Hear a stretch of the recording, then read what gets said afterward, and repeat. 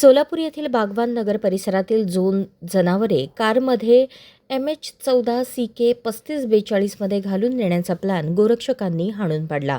कारमध्ये एक गिर जातीचे खोंड निर्दयीपणे डांबून ठेवलेले होते। कार शेजारी देशी गाय तोंडाला फेस आलेल्या स्थितीत पडली होती।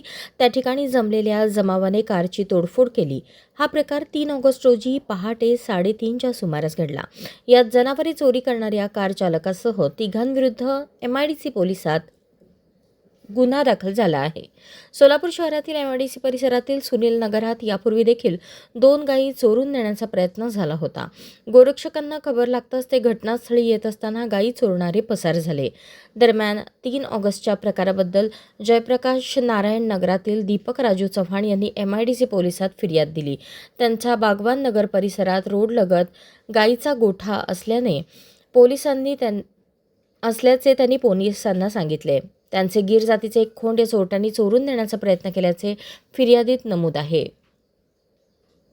याशिवाय दादाराव भोसले यांची देशी कालवड आणि खंडू कसबे यांच्या देशी गाईला नायलॉनच्या दोरीने बांधून निर्दयीपणे जखमी करण्यात आल्याचेही फिर्यादीत म्हटले आहे।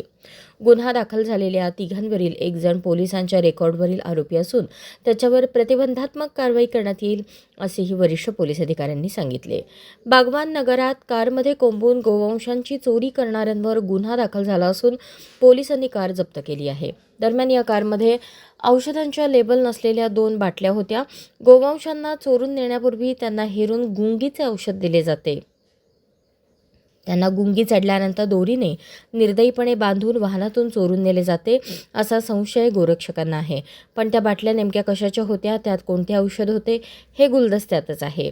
तसेच जी जनावरे चोरून नेली जात होती त्यांच्या कानाला कोणताही टॅग नव्हता हे विशेष। अशाच नवनवीन अपडेटसाठी जनता राज्य न्यूज चॅनलला सबस्क्राईब करा, लाईक करा आणि शेअर करायला विसरू नका।